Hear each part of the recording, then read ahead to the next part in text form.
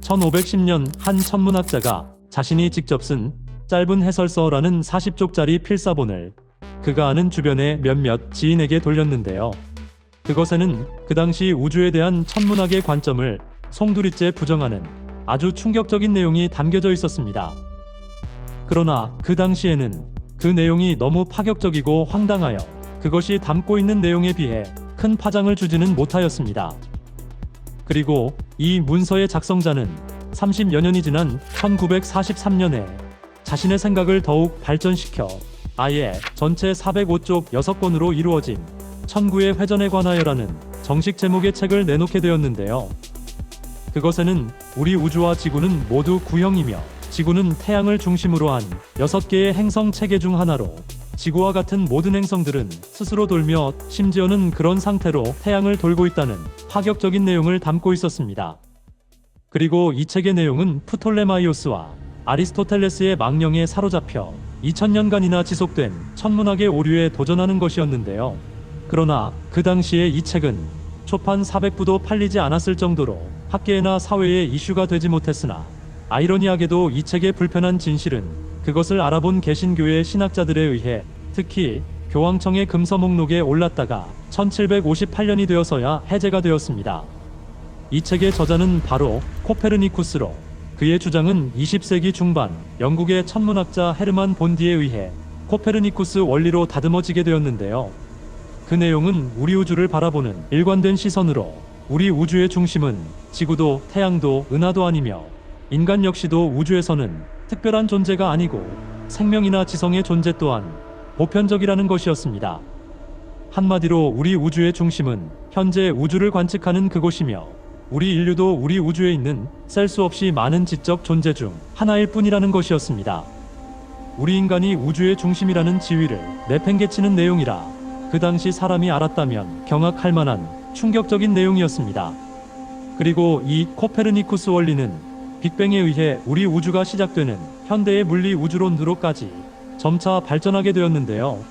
우리 우주에서 힘은 우주 전체에 걸쳐 비슷하게 즉 균일하게 작용하고 우리 우주의 구조 또한 관측이 가능하고 큰 공간에서는 불규칙성이 없으며 존재하는 물질의 공간적인 분포도 크게 보면 어느 곳이나 어느 방향에서나 균일하게 관측된다는 것이었습니다. 이름짓기에 능한 과학자들은 이를 우리 우주의 가장 대표적인 특징으로 균질성과 등방성으로 부르고 있는데요. 한마디로 그 원리는 관찰자의 시점으로 우주의 모습은 모든 관찰자에게 동일하게 보인다는 것입니다. 그리고 여기서의 관찰자는 지구에서 우주를 관측하는 인간 관찰자가 아니라 우리 우주의 모든 위치에 있는 모든 관찰자를 의미하였는데요. 영국의 천체 물리학자인 앤드류 리들은 이 우주론적 원리에 대해 한마디로 당신이 우주 어디에 있든 어디를 가든 당신이 보는 우리 우주의 모습은 동일하게 보일 것이라 정리하였습니다. 이것이 현대에 정의된 우리 우주의 가장 큰 특징이었습니다. 그렇다면 이것은 검증 가능할까요?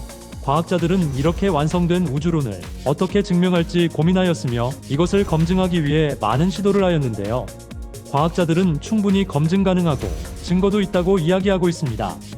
그리고 그것들 중 하나가 최초의 빛에 대한 이야기로 138억 년 전 우리 우주의 시작을 알리는 거대한 폭발이 있었으며 그 순간 퍼져나온 것이 우주 배경복사로 불리는 전 우주로 퍼져나간 빛이었습니다.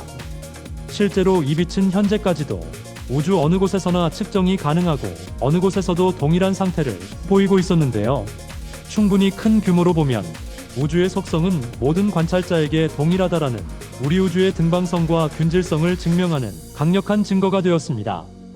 실제로 현대의 관측 장비로 보면 우리 우주는 작은 규모에서는 불균일하지만 2억 5천만 광년보다 큰 규모에서는 통계적으로 균질한 분포를 보이고 있었습니다. 그래서 과학자들은 138억 년 동안 우주를 여행한 이 빛을 더 연구하기 위해 탐사 위성을 우주로 발사하였는데요. 그 첫 번째 위성이 코비 위성으로 우주 배경 복사를 관측하기 위해 1989년 11월 나사의 고다드 기지에서 발사되었습니다. 그리고 코비가 관측한 우주 배경 복사는 과학자들의 예상과 정확히 일치하였으며 심지어 우리 우주가 은하들을 만들어낼 약간의 밀도 차이인 0.001%도 계산과 정확히 일치하였으며 10만 분의 1 정도의 미세한 온도 차이도 정확히 예측과 일치하였습니다. 또 이 관측 결과는 현대 우주론이 예측한 모형과 정확히 일치하여 2006년 노벨 물리학상을 받았으며 가장 큰 변화는 현대 우주론을 의심하던 이론들이 사라지게 되었다는 것이었습니다. 아니, 그렇게 보이고 있었습니다. 왜냐하면 그 후 과학자들이 코비의 자료를 추가 분석하던 중 미세한 온도 차이를 보이며 우리 우주의 등방성과 균질성을 위반하는 8개의 패턴을 발견하였기 때문으로, 이로 인해 과학자들은 그것을 확인하기 위해 추가로 관측선을 우주에 보내게 되는데요. 두 번째로 우주 배경 복사를 관측하게 된 WMAP 탐사선은 초기 우리 우주의 밀도 차이와 그로 인해 발생하는 미세 온도 차이를 더욱 정밀하게 관측하여 정밀 지도를 그리게 되었으며, 그 후에 세 번째로 발사된 프랭크 탐사선에 의해서도 조금 더 정밀한 우주 배경 복사 분포 지도가 그려지게 되었습니다. 그것에 더해 우리 우주의 시작이 138억 년 전이라는 것도 공식적으로 확인이 되었습니다. 이렇게 진행된 두 번의 추가 탐사에서 과학자들이 확인한 것은 무엇이었을까요? 과학자들이 원하는 정반대의 결과가 WMAP이 그린 우리 우주의 우주 배경 복사 지도에 기록되어 있었습니다. 그 지도에는 있어서는 안 될 어떤 곳의 기준이 되는 축 같은 게 선명하게 찍혀 있었는데요. 우리 우주는 어디든 균질하고 어느 방향이든 같아야 되는 우주의 성질과는 다른 모습이었습니다. 그 모습은 우리 우주 전체를 관통하고 있었으며 누군가 의도적으로 배치한 것처럼 균질성과는 다른 모습을 하고 있었는데요. 있어서는 안 되는 그 모습에 충격을 받은 과학자들은 그것을 악의 축이라 부르기로 하였습니다. 그러나 과학자들을 더욱 놀라게 한 것은 축의 존재가 아니었는데요. 그것은 축의 끝이 가리키는 방향으로 이 축의 끝은 정확하게 우리 태양계를 가리키고 있었습니다. 좀 더 정확하게는 그 끝에 정확히 우리 지구와 우리가 있었던 것이었습니다. 그러나 이 충격적이고 상상조차 못했던 발견에 혼란스러운 과학자들은 탐사선의 측정의 오류나 단순한 해프닝을 주장하기도 하였습니다. 어쩌면 코페르니쿠스가 2000년의 틀을 깬 것처럼 자신들도 그런 코페르니쿠스를 부정해야 할 수도 있기 때문이었는데요. 사진에 찍힌 우주를 가로지르는 거대한 선과 선 끝에 정확히 위치하는 우리 태양, 거기에 선 주위로 보이는 우주 배경 복사의 방향성과 차이까지 과학자들은 그들이 알고 있는 것을 의심했지만 과거처럼 침묵하는 대신 설명을 하기 위해 무언가를 찾기 시작하였습니다. 그래서 가장 정밀하게 우주 배경 복사를 측정한 프랭크 탐사선의 결과를 한 번 더 정밀하게 분석하게 되는데요.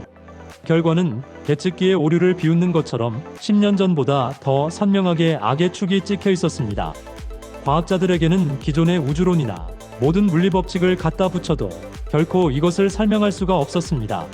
심지어 그 선은 우리 우주의 시작인 138억 년 전부터 그 자리에 있었던 것으로 확인되었는데요. 그 선은 정확히 지구에서 바라보는 태양이 움직이는 길인 황도와 일치하였으며 그 선 위쪽의 밀도가 선 아래쪽보다 더 크게 나타나고 있었습니다. 마치 어떤 힘이 작용한 것처럼 우리 우주에서는 보여서는 안 될 비대칭성이 나타난 것으로, 이에 과학자들은 마침내 그들의 해석과 가정들을 내놓았는데요.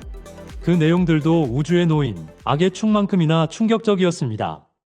첫 번째 가설은 모든 것은 우연일 뿐이다. 우리 우주는 우리가 상상하는 것보다 훨씬 넓고 관측 불가능한 현상들도 많아서 악의 축 역시 우연히 그렇게 보이는 것일 뿐이라는 주장이었는데요.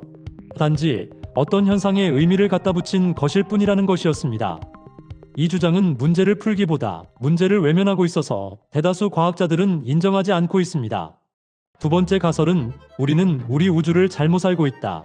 어쩌면 우리 우주는 일정한 어떤 형태를 갖고 있고 악의 축이 이 형태의 중심, 즉 건물로 치면 골조에 해당된다는 주장이었습니다.